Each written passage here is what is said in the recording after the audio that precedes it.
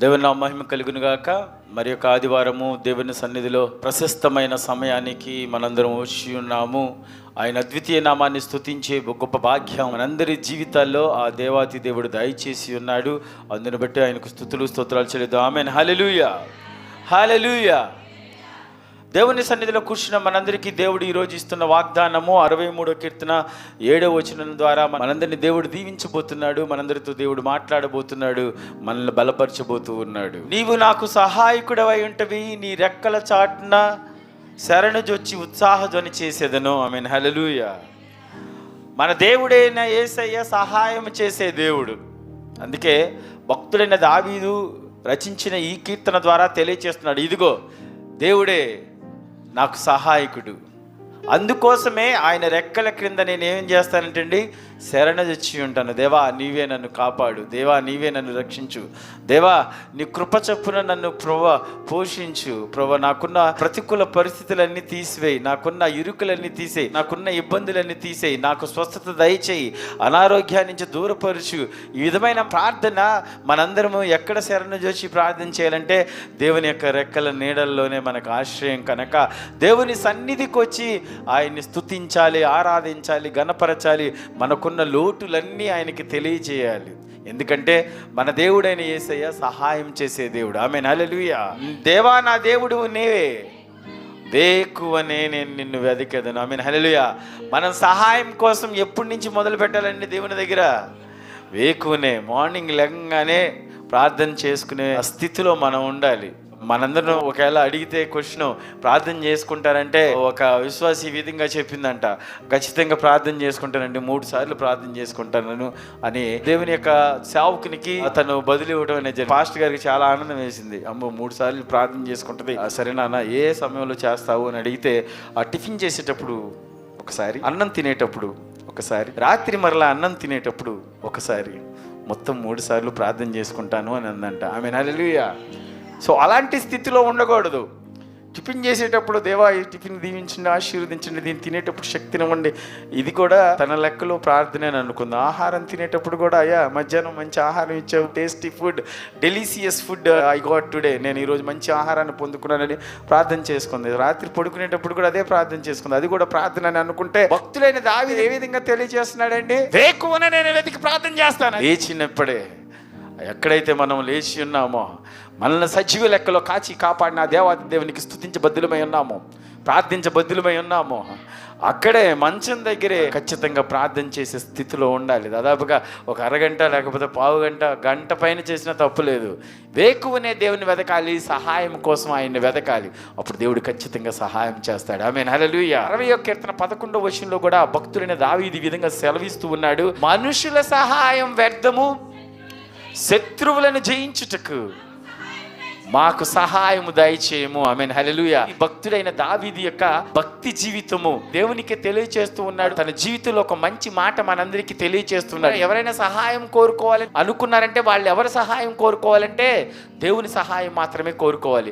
మనుషుల సహాయం వ్యర్థం. మనుషులు ఒకవేళ సహాయం చేసినా దానివల్ల ప్రతిఫలం పొందుకుంటామేమో లేదు, కానీ ఖచ్చితంగా దేవుని యొక్క సహాయం అయితే అది నిశ్చయముగా మనకు సమాధానాన్ని ఇస్తుంది, నిశ్చయముగా మనకు విజయాన్ని ఇస్తుంది. దేవుని సహాయం అయితే, దేవుని కార్యమైతే మనకి ఏ లోటు ఉండదనే దేవుడు ఈరోజు మనతో మాట్లాడుతూ ఉన్నాడు. అందుకే భక్తుడు సెలవిస్తూ ఉన్నాడు, మనుషుల సహాయం వ్యర్థం, శత్రువులను జయించుటకు నీవు మాకు సహాయం దయచేయము అని ప్రార్థన చేస్తూ ఉన్నాడు. ఈ ప్రార్థన మనం కూడా చేయాలి. అప్పుడు దావీదు భక్తుడు రాజు కనుక తనకెప్పుడు తన రాజ్యాన్ని కాపాడుకోవడానికి, తన ప్రజలను మంచిగా పరిపాలించడానికి, శత్రువుల నుంచి ఏం చేయాలంటే తన దేశాన్ని రక్షించుకోవాలి కనుక ఆ ప్రార్థన చేశాడు. మనమైతే మనకున్న శత్రువులైతే ఈ లోకనాథులు, అంతే కదండి, మనకున్న ప్రతికూల పరిస్థితులన్నీ శత్రువులే, మనకున్న అనారోగ్య పరిస్థితి మనకు శత్రువులే. లోకాన్ని జయించడం కూడా మనం శత్రువుగానే చూసుకోవాలి. సో ఆయన శత్రువుగా మాట్లాడాడు, కానీ మన జీవితంలో ఏదైతే మన భక్తి జీవితానికి ఆటంకం కలిగిస్తూ ఉందో అది శత్రువుగానే మనం చూడాలి. దేవుని సన్నిధికి వద్దామనుకున్న సమయంలోనూ ఏదో ఒక పని మనకి ఎదురైంది అనుకోండి, దాన్ని జయించి దేవుని సన్నిధికి రావాలి, అది శత్రువు నీకు. అంత మాత్రమే కాదు, మన జీవితంలో ఉన్న అస్వస్థత కానీ, ఇరుకులే కానీ, ఇబ్బందులే కానీ, శ్రమలే కానీ, శోధనలే కానీ, ఇవన్నీ మనం ఏమనుకోవాలంటే శత్రువుగానే భావించాలి. వాటిని జయించడానికి ఏం పొందుకోవాలని నువ్వు ప్రార్థన చేయాలంటే, దేవా నీవు మాకు సహాయం అనుగ్రహించు యేసయ్యా అని ప్రార్థన చేయాలి. ఎప్పటి నుంచి ప్రార్థన చేయాలంటే వేకువనే లేచి నువ్వు ప్రార్థన, ఖచ్చితంగా ఆయన సహాయం చేస్తాడు. ఆమె చెప్పాలి గట్టిగా. 115వ కీర్తన 11వ వచనం. యెహోవా యందు భయభక్తులు గల వారులారా, యెహోవా యందు నమ్మిక ఉంచుడి, ఆయన వారికి సహాయము, వారికి కేడెము. ఆమేన్, హల్లెలూయా. ఎప్పుడు మనం సహాయం పొందుకుంటామంటే దేవుని యందు భయము భక్తి కలిగి ఉంటే ఖచ్చితంగా సహాయం పొందుకుంటామని దేవుడు సెలవిస్తూ ఉన్నాడు. ఈరోజు దేవుని సన్నిధికి వచ్చి నువ్వు దేవుని యందు భయము భక్తి కలిగి ఉన్నావా, నిశ్చయముగా సహాయం పొందుకోకుండా ఉండవని దేవుడు మనతో మాట్లాడుతూ ఉన్నాడు. యెహోవా భక్తులారా, యెహోవా యందు భయభక్తులు కలిగిన వారులారా, మీరందరూ దేవుని సహాయం చేస్తారని విశ్వసించాలి, నమ్మాలి. ఆ నమ్మిక ఖచ్చితంగా మనకు సహాయం అనుగ్రహించడం మాత్రమే కాదు, ఇంకా కేడిమిగా నిలుస్తుంది. నిన్ను కాపాడిద్ది, నీ కలిగిన సమస్తాన్ని కాపాడిద్ది, నీ ఇంటిని కాపాడిద్ది, నీ కుటుంబాన్ని కాపాడిద్ది, సమస్తానికి క్షేమాన్ని దయచేసేది దేవుని యొక్క సహాయం. దానికోసమే దేవుని సన్నిధికి వచ్చి ఉంటే నిశ్చయంగా ప్రార్థించాలా, దేవుణ్ణి అడగాల. దేవా నువ్వు మాకు సహాయం చెయ్యి, నమ్మాలంట. దేవుడు చేయగలడని మనం విశ్వసించాలి. ఆమెను చెప్పు గట్టిగా. ఆమెను, హల్లెలూయా. ఒక ఉదాహరణ చూపిస్తాను నేను. మత్తయి సువార్త 9వ అధ్యాయం 27వ వచనం. 2 గుడ్డివారు ఆయన వెంట వచ్చి, దావీదు కుమారుడా మమ్మల్ని కరుణించమని కేకలు వేసిరి. ఆయన ఇంట ప్రవేశించిన తర్వాత కూడా ఆయన వద్దకు వెళ్ళారు. యేసు, నేను ఇది చేయగలనని నీవు నమ్ముచున్నావా? ప్రభువైన యేసుక్రీస్తు వారు చాలా స్పష్టంగా మాట్లాడుతూ ఉన్నారు ఇక్కడ. ఒక గృహాన్ని దర్శిస్తూ ఉన్నారు ప్రభు వారు సువార్త పరిచర్యలో ఉన్నప్పుడు. ఆయన ఆ గ్రామం వెళ్ళిన తర్వాత ఆ గృహంలోకి వెళుతూ ఉండగా 2 గుడ్డివారు ప్రభువైన యేసుక్రీస్తు వారిని చూశారు. చూడంగానే వెంటనే ఆయన్ని అడుగుతూ ఉన్నారు, బ్రతిమాలుకుంటున్నాడు. నజరేయుడు కుమారుడైన యేసు, దావీదు కుమారుడా మమ్మల్ని కరుణించుము అని బ్రతిమలాడుకుంటూ ఉన్నారు. ప్రభువారు వాళ్ళు కేకలు వేస్తూ ఉన్నప్పటికీ ఆ ఇంట్లోకి ప్రవేశించారు. వెంటనే గుడ్డువారు అయినప్పటికీ ప్రభువారు ఎక్కడున్నారో తడుముకుంటా వెళ్ళుండొచ్చు, సహాయం పొందుకుని వెళ్ళుండొచ్చు, ఎలాగోలా కష్టపడి దేవుని దగ్గరికి వచ్చారు. దేవుని దగ్గరికి రాగానే వెంటనే ప్రభువారు చాలా స్పష్టమైన మాట మాట్లాడుతున్నారు. నమ్మకం కావాలి దేవుడు చేయగలనని. అందుకే తెలియజేస్తూ ఉన్నాడు, నేను ఇది చేయగలనని నీవు నమ్ముచున్నావా? దేవుని సన్నిధిలో కూర్చొని నీతో కూడా అది మాట్లాడుతూ ఉన్నాడు యేసయ్య ఈరోజు. ఈ కార్యం నీ జీవితంలో జరిగిద్దని యేసయ్య చేయగలని నువ్వు నమ్ముతున్నావా? అది ముఖ్యం. దేవుని సన్నిధికి వచ్చి ప్రార్థించడం మాత్రమే కాదు, దేవుడే నిశ్చయముగా ఈ యొక్క ప్రతికూల పరిస్థితి నుంచి నన్ను విడుదల పొందించగలడని నువ్వు విశ్వసించాలా. నీకున్న ప్రతికూల పరిస్థితుల నుంచి విడుదల పొందించేది యేసయ్య మాత్రమే అని నమ్మాలా. అందుకే వాళ్ళ యొక్క విశ్వాసాన్ని పరీక్షించడానికి అవ్వచ్చు, వారికి ఎంత విశ్వాసం ఉందో తెలుసుకోవడానికి అవ్వచ్చు, వాళ్ళు తిరిగి నా వెనక వస్తారా లేదా, నన్ను వెంబడిస్తారా అని తెలుసుకోవాలనుకున్నారేమో ప్రభు వారు. అందుకే లోపల కాముగా వెళ్ళిపోయారు.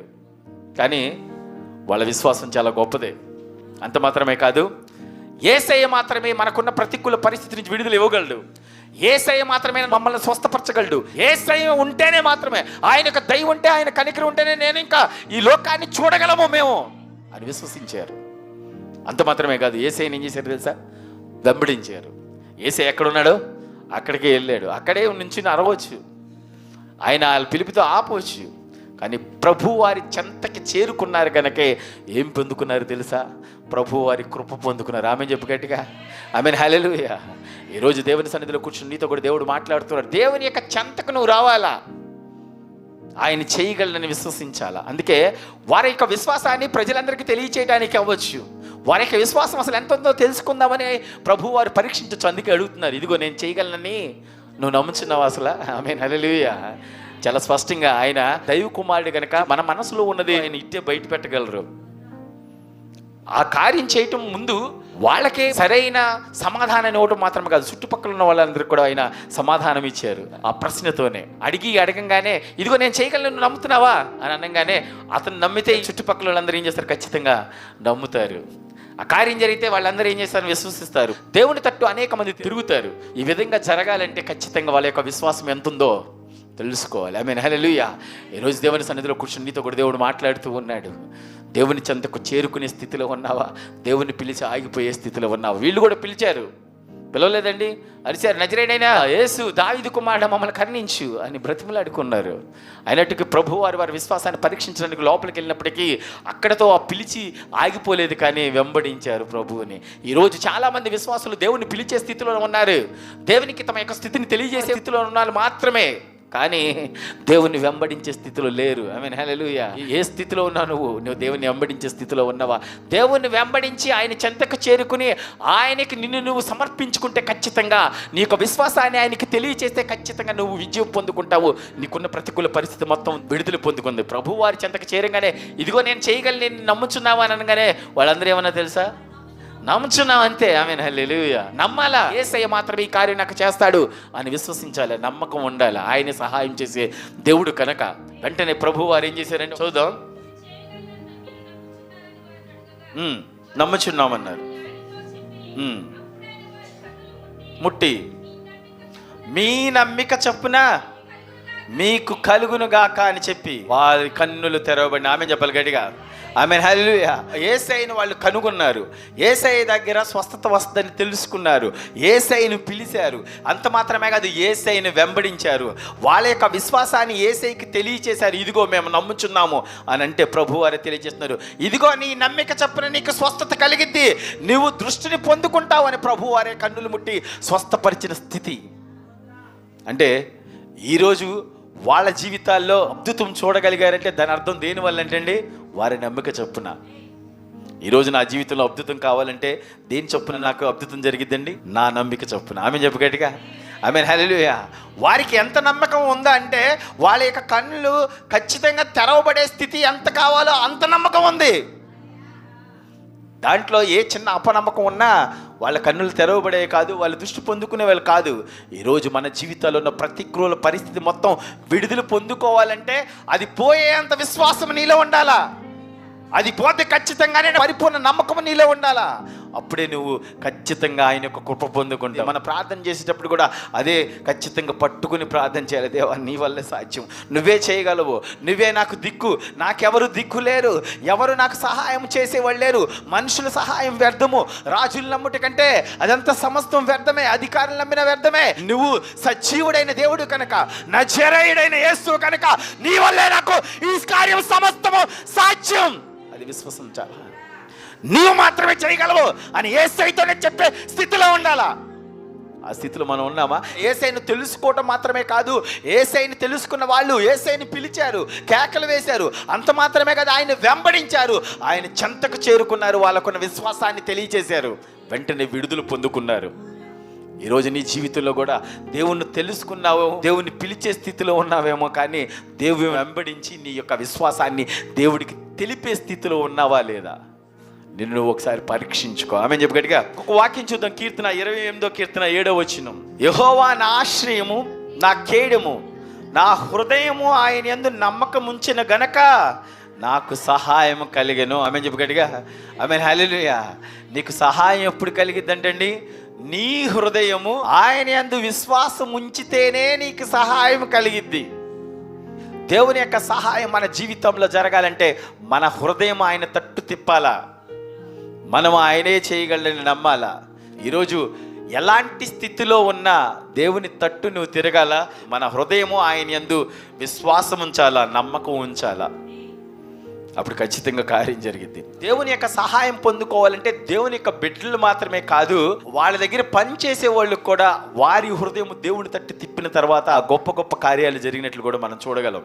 అబ్రహాము పెద్ద దాసుడైన ఎలియాజరు అతన్ని పిలిచి, నా కుమారుడైన ఇస్సాకు వివాహం చేయాలని నేను అనుకుంటున్నాను, వెంటనే ఈ కానాలు స్త్రీలో ఎవరిని చేయొద్దు, నా పుట్టింటి దగ్గర అంటే నాహోరు వెళ్ళి అక్కడ ఒక కుమార్తెను నువ్వే సెలెక్ట్ చేయాలి, నువ్వే తీసుకురావాలి, నా కుమారునికి వివాహం చేయాలి అని అన్నాడు. నేను దేవుని విశ్వసిస్తున్నాను, నేను దేవుని నమ్ముతున్నాను, దేవుని పేరట నిన్ను పంపిస్తాను, ఖచ్చితంగా నీకు అక్కడ కార్యం జరిగిద్దెళ్ళు అని అన్నాడు. కానీ అబ్రాహాము యొక్క హృదయం దేవుని చెంతకు చేరుకుంది, దేవుని తట్టు తిరిగింది. కానీ పంపించబడిన ఆయన హృదయం కూడా దేవుని చెంత, దేవుని మీద ఆనుకుంది కనుకనే అక్కడ గొప్ప కార్యం జరిగినట్లు కూడా మనం చూడగలం. ఆమేన్, హల్లెలూయా.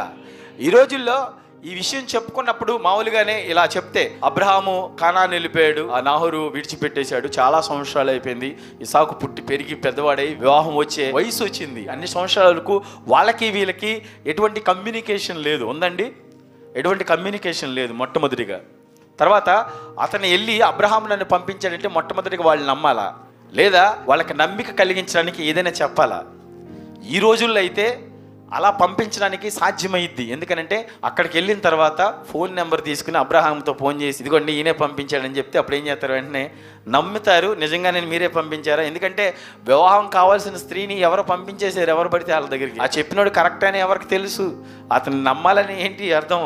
సో ఇవన్నీ అనేక డౌట్ల మధ్య అనేక ప్రశ్నలు తలెత్తుతూ ఉంటాయి. ఈ రోజుల్లో అయితే వెంటనే అది సాధ్యం, ఎందుకంటే ఫోన్ల ద్వారా కానీ వీడియో కాల్స్ వల్ల కానీ ఈ రోజుల్లో అయితే సాధ్యం.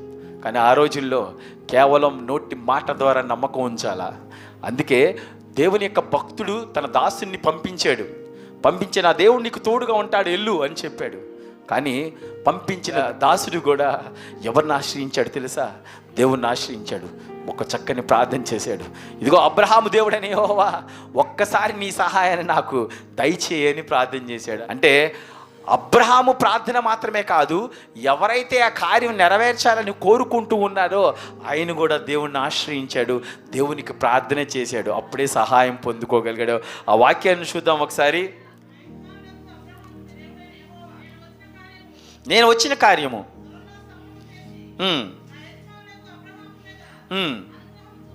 అనుగ్రహము చూపము. నేను వచ్చిన కార్యం జరగాలి. మన దేవుడు సహాయం చేసే దేవుడు, మనకు కార్యాలు చేసే దేవుడు. కానీ ఎప్పుడంటే దేవుని తట్టు తిరగాల, హృదయం ఆయన తట్టు తిప్పాలా, మన హృదయములు ఆయన స్తుతించాలి, ఆరాధించాలి, నమ్మికుంచుకోవాలి. అందుకే ఇదిగో నేను వచ్చిన కార్యం నెరవేర్చబడాలంటే ఖచ్చితంగా నీ సహాయం నాకు కావాలని ఎప్పుడైతే ఆ ప్రాంతాన్ని చేరుకున్నాడో అక్కడే ప్రార్థన చేశాడు. ఆమేన్, హల్లెలూయా. అబ్రహాము దేవుణ్ణి నమ్ముకున్నాడు, ఇస్సాకు నమ్ముకున్నాడు, వీరి కుటుంబాలను నమ్ముకున్నాయని మనకు తెలుసు. కానీ ఎలియాజరు కూడా దేవుణ్ణి ఎరిగిన వాడే అని కూడా ఈ ప్రార్థన ద్వారా మనకు అర్థమవుతుంది. ఆమెను చెప్పగట్టుగా ఆమెన్, హల్లెలూయా. ఏ విధంగా అంటే యజమానుడు ఆ విధంగా దీవించబడ్డానికి, తన యజమానికి ఎప్పుడు దేవుని యొక్క కృప పొందుకుంటూ ఉన్నాడంటే తన యజమానుడు సేవించిన దేవుడు సర్వశక్తిమంతుడు అనే విషయాన్ని గ్రహించాడు. ఆమెన్, హల్లెలూయా. తన యజమానుడు ఎప్పుడు చూసినా ప్రార్థన చేస్తున్నాడు అనే విషయాన్ని ఆయన గ్రహించాడు కనుక ఖచ్చితంగా ఆయన సహాయం నేను పొందుకోవాలంటే నేను కూడా ఏం చేయాలని చెప్పుకున్నాడు. తిరిగి నేను కూడా ప్రార్థన చేస్తే నేను ఆ కార్యం జరిగిద్ది అనుకున్నాడు. ఆమెను చెప్పగట్టుగా ఆమెన్, హల్లెలూయా. అందుకే ఆ ఊరి గవిని చేరుకోగానే అక్కడ నిలబడి ప్రార్థన చేస్తున్నాడు. ఇదిగో దేవా నేను వచ్చిన కార్యాన్ని నెరవేర్చాలంటే నీ సహాయమే నాకు కావాలి అని చెప్పాడు. ఆమెన్, హల్లెలూయా. అంత మాత్రమే కాదు, దేవుడు తన ప్రార్థన విన్నాడో లేదో తన ప్రార్థనలో చాలా స్పష్టమైన మాటలు మాట్లాడుకున్నాడు. ఏమని చెప్పుకున్నాడంటే ఇదిగో నేను ఇక్కడికి వచ్చిన తర్వాత నాకు కొంచెం దాహం అయింది, మంచినీళ్ళు చేదిపోయి అంటే ఎవరైతే నీకు మాత్రమే కాదు ఈ ఒంటిలకు కూడా నీళ్లు చేదిపోస్తానంటారో తనే నువ్వు నిర్ణయించిన కుమార్తె అని కూడా మాట అనుకోవటం, ఒక నిర్ణయానికి రావటం కూడా జరిగింది. ఆ కార్యము సఫలీకృతమైంది, ఖచ్చితంగా కార్యరూపం దాల్చింది, దేవుని యొక్క సహాయం పొందుకున్నాడు అని ఏ విధంగా చెప్పగలమంటే ఆయన ప్రార్థనలో ఏముందో ఆ మాటలే తను కూడా మాట్లాడడం అనేది జరిగింది. ఆమె చెప్పు గట్టిగా ఆమెన్, హల్లెలూయా. కొన్నిసార్లు మనం కూడా ఎలాంటి ప్రార్థన చేస్తూ ఉంటాం, దేవా నేను వెళ్ళి ప్రార్థన చేయించుకుంటాను కానీ ఖచ్చితంగా ఆయన ఒప్పుకునేటట్లు చేయ్యా అని ముందే ఏం చేసుకుంటామంటే కావాల్సిన రిజల్ట్ని ముందే నిర్ణయించేసుకుని అయ్యగారి దగ్గరికి వచ్చి ప్రార్థన చేయించుకోవడం అనేది జరిగింది. లేకపోతే మనం మనసులో అనుకుంటాం నేను వెళ్ళేపాటికి పలానాతను అక్కడ నిలబడి ఉండాలని కూడా ప్రార్థన చేసుకుంటూ ఉంటాం. నేను వెళ్ళేపాటికి నేను ప్రార్థన చేసుకుని వెళ్తున్నాను కనుక ఈ కార్యం ఖచ్చితంగా నా జీవితంలో ఈ విధంగా జరగాలి అని ప్రార్థన చేసుకుంటాం కదండి. ఆ ఎక్స్పెక్టేషన్స్ కూడా ఎవరికి కూడా కలిగి ఉన్నాడంటే దేవుని యొక్క భక్తుడు పంపించిన ఆయన పెద్ద దాసుడని ఎలియాజరుకు కూడా కలిగి ఉన్నాడు. ఆ ప్రార్థనలో చాలా స్పష్టత ఉంది. ఎందుకంటే అబ్రహామును ఏ దేవుణ్ణి అనుసరిస్తున్నాడో అది చూస్తూ ఉన్నాడు కనుక తను పని చేస్తూ ఉండటం మాత్రమే కాదు, తన యజమాని యొక్క దేవుని యొక్క శక్తిని ఎరిగి ఉన్నాడు కనుక in the name of Jesus ఈరోజు దేవుని సన్నిధికి వస్తున్నావు, దేవుని సన్నిధిలో ఎదుగుతూ ఉన్నావు, దేవుని యొక్క శక్తి నువ్వు తెలుసుకుంటున్నావా లేదా, దాన్ని ఎరిగి నువ్వు నడుచుకుంటున్నావా లేదా. దేవుని యొక్క సేవకులు ప్రార్థిస్తే ఖచ్చితంగా కార్యం జరిగిద్దని ఒక నమ్మకం నీలో ఉన్నప్పటికీ దేవుని యొక్క సేవకుడు ప్రార్థించే దేవుడు నేను కూడా కలిగి ఉన్నాననే విశ్వాసం నీలో ఉందా లేదా. ఆమెన్ చెప్పగలిగా ఆమెన్, హల్లెలూయా. ఆ శక్తి మనం కలిగినప్పుడే దేవుడు ఖచ్చితంగా అనేక కార్యాలు జరిగిస్తాడు. అది అసాధ్యం. ఎవరు ఒక వ్యక్తిని పంపించి వివాహం వయసు కలిగిన కుమార్తెను తీసుకురావడం అంటే వేరే దేశాలు పంపించమంటే ఎవరు పంపించరు, పంపిస్తారండి, పంపించరు. అయినప్పటికీ అది కార్యరూపం దాల్చాలంటే దేవుని యొక్క శక్తి, దేవుని యొక్క తోడు, దేవుని యొక్క కృప మనకు ఎన్నంటి ఉండాలి కనుక ఖచ్చితంగా అది జరిగింది. ముఖ్యంగా ఎవరిని ఆశ్రయించాడు ఆ భక్తుడు? ఎవరిని ఆశ్రయించాడు? దేవుణ్ణి ఆశ్రయించాడు. అందుకే దేవుని వాక్యం సెలవిచ్చే ప్రభు అయిన యేసుక్రీస్తు వారి మత్తయి సువార్త 7వ అధ్యాయం 7వ వచనంలో ఈ విధంగా పలుకుతూ ఉన్నాడు, అడుగుడి మీకు ఇయ్యబడును, వెతకడి మీకు దొరుకును, అడుగు ప్రతివాని. ఆమేన్, హల్లెలూయా. అడిగిన ప్రతి ఒక్కరికి దేవుడు సహాయం చేసే దేవుడే. కానీ అడిగే స్థితిలో ఉన్నావు, వెతికే స్థితిలో ఉన్నావు, కానీ తట్టే స్థితిలో ఉన్నా లేదా అది నువ్వు పరీక్షించుకో. అడుగుతాము, అది సాధ్యం. మనకి చాలా ఈజీగా సాధ్యమయ్యే పని ఏంటో తెలుసా? అడగడం మాత్రమే. ఆమె చెప్పగడిగా ఆమేన్, హల్లెలూయా. మనం ఎప్పుడైతే దేవుని సన్నిధికి వస్తామో ఒక పేపర్లో అన్ని లిస్ట్ రాసేసుకుని ఉంటాం ముందే మైండ్లో. ఈరోజు దేవుని సన్నిధికి వెళ్తామంటే ఇది అడగాల. అడగడం ఈజీయే. అడిగిన ప్రతి వారు పొందుకున్నామనే విశ్వాసం ఉందా లేదా? అడుగుతాము, కానీ పొందుకునేంత విశ్వాసం నీలో ఉందా లేదా? అది కనపరచాలి నువ్వు. అది కనపరిచినప్పుడు దేవుని యొక్క శక్తి నువ్వు ఖచ్చితంగా చూడగలవు. వెతకాలి దేవుని సన్నిధిలో. అంత మాత్రమే తట్టాలి. ఎప్పుడు వరకు అంటే దేవుడు తన తలుపులు తెరిచేంత వరకు తట్టాలి. దేవుని యొక్క కృపని మీద చూపించేంత వరకు తట్టాలి. దేవుడిని జీవితంలో ఆ కార్యం చేసేంత వరకు తట్టాలి. ఖచ్చితంగా దేవుడు నా మాట వింటాడు అనే వరకు నువ్వు తడుతూనే ఉండాలి. యేసు నామములో ఖచ్చితంగా కార్యం జరిగింది. ఆమె చెప్పగలిగా ఆమేన్, హల్లెలూయా. అడిగే స్థితిలో ఉన్నాము, వెతికే స్థితిలో ఉన్నాం, కానీ దేవుడు మనకు కార్యాలు చేసేంత వరకు తట్టే స్థితిలో ఉన్నామా లేదా? ఈరోజు దేవుడు నీతో అదే మాట్లాడుతూ ఉన్నాడు. తట్టు, ఖచ్చితంగా విజయం పొందుకునేంత వరకు ఆ తలుపు తడుతూనే ఉండాలి. దేవా, నువ్వు మాత్రమే నాకు సహాయం చేయగలరు. ఈ భూలోకంలో ఎవరు నాకు సహాయం లేరు. అందరూ నన్ను నిషేధిస్తూ ఉన్నారు, తృణీకరిస్తున్నారు, వ్యతిరేకిస్తున్నారు. ఎవరు నాకు సహాయం చేయట్లేదు. నాకు సహాయం ఖచ్చితంగా నీ వల్లనే పొందుకుంటాననే విశ్వాసంతో ఉంచు. ఆ విశ్వాసం నీకేం చేస్తుంది తెలుసా? ఖచ్చితంగా కార్యరూపం దాల్చింది. ఆమేన్, హల్లెలూయా. భక్తుడు పంపించిన ప్రార్థన ద్వారా ఆయన కూడా ఏమి నేర్చుకున్నాడు తెలుసా? ప్రార్థన చేయటం నేర్చుకున్నాడు. అంత మాత్రమే కాదు, ఆ ప్రార్థనలో స్పష్టత ఉంది. ఇదిగో నేను ఇది అడిగితే వచ్చినామే ఇది అనాలి అని కూడా ముందే అనుకున్నాడు. ఆమె చెప్పగట్టుగా దేవుని యొక్క కార్యం ఏంటో తెలుసా? ఆల్రెడీ ముందే సిద్ధపరిచి ఉన్నాడు గనక కుమార్తె ఖచ్చితంగా అదే మాట మాట్లాడింది. ఆ వాక్యం కూడా చూద్దాం. 18వ వచనం. అయ్యా చెప్పి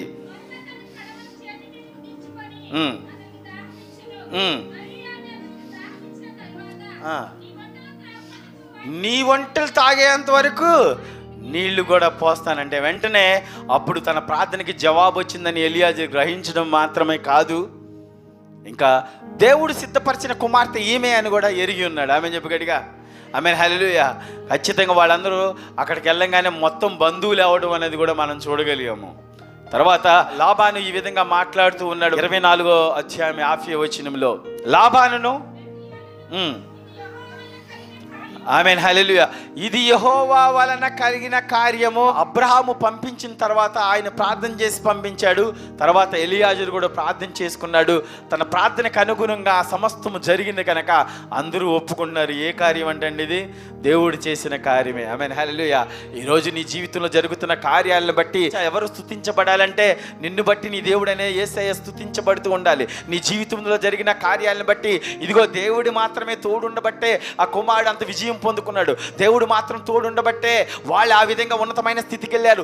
దేవుడు తోడు ఉండబట్టే వాళ్ళ కార్యాలు జరుగుతున్నాయి. అతను ప్రార్థనాపరుడు, అతను నీతిమంతుడు, తన భక్తి తనని ఒక ఉన్నతమైన స్థితిలో నిలబడుతుంది అని నిన్ను బట్టి, నీ భక్తిని బట్టి నీ దేవుడైన యేసయ్యను స్తుతించే స్థితిలో ఉండాలి. లోకం ఏ స్థితిలో ఉన్నావు?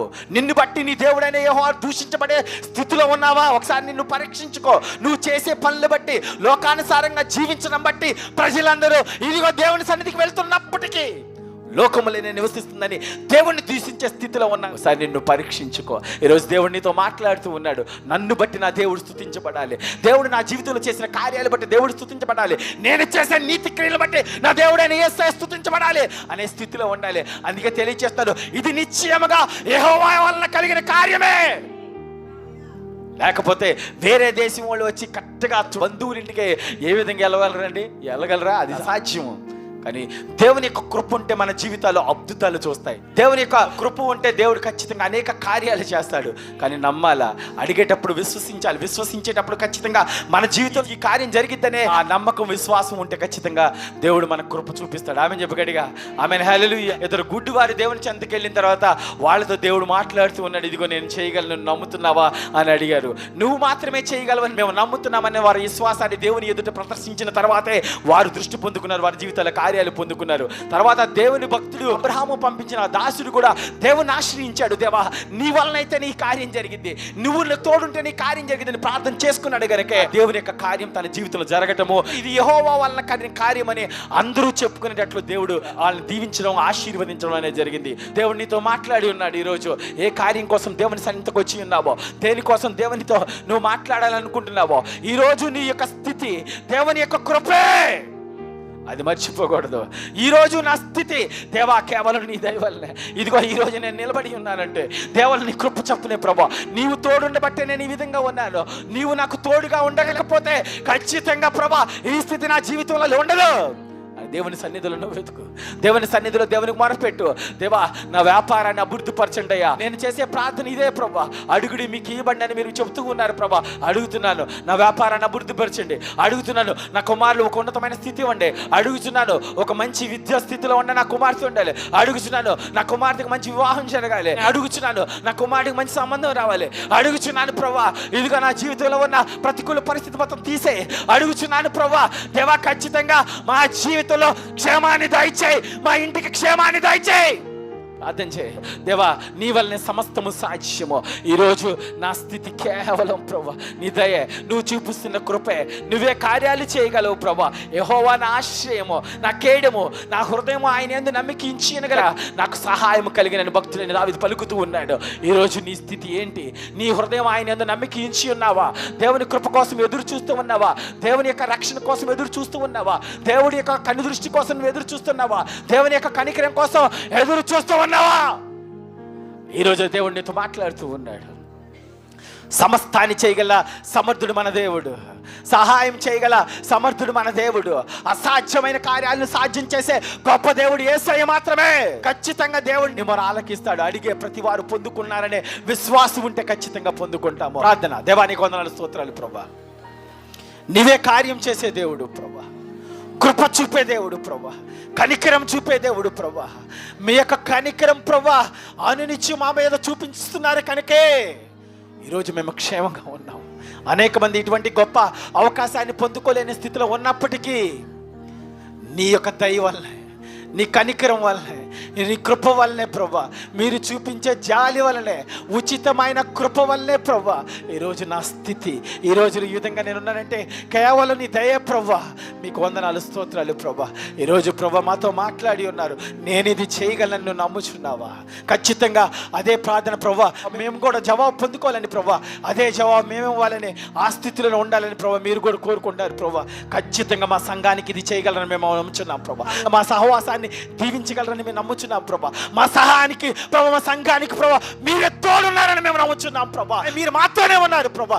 యేసు నామములో ప్రభా సమస్త కార్యాలు జరుగుతున్నాయంటే ప్రభా అది కేవలం నీ దయ ప్రభా, మీరు తోడుండబట్టే ప్రభా. ఈరోజు ప్రభా ఇప్పుడు దాకా మాట్లాడినందుకు మీకు వేల వేల స్తుతులు ప్రభా, స్తోత్రాలు ప్రభా. ఎంతమంది అయితే మీ ప్రత్యక్షతలో, ఎంతమంది అయితే మీ సన్నిధిలో ప్రభా, ఎంతమంది నిలబడి ఉన్నారో, ఎంతమంది అయితే రక్త హస్తాలు ప్రభా మీ వైపు చూపుతున్నారో, ఎంతమంది అయితే చేతులు ఎత్తున్నారో, ఎంతమంది అయితే ఏడుస్తున్నారో, ఎంతమంది అయితే గోజాడుస్తున్నారో, ఎంతమంది అయితే కార్యాల కోసం నిరీక్షిస్తూ ఉన్నారో, యేసు నామములో ప్రభా సమస్త కార్యాలు దయచేయమని. ఎందుకంటే కార్యాలు చేసే దేవుడు నా హృదయం ఆయన నిలిపినానికి ఖచ్చితంగా నాకు సహాయం కలిగిన ప్రభా. భక్తులను దావీదు పలికాడు, అదేవిధంగా మేము కూడా పలుకుతున్నాం ప్రభా. మీరే సహాయం చేయగల సమర్థులు.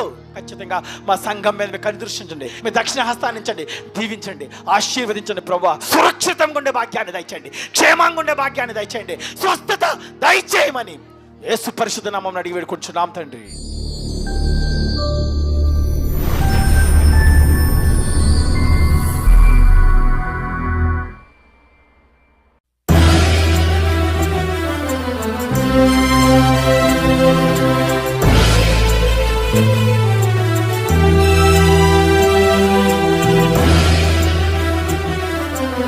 Thank you.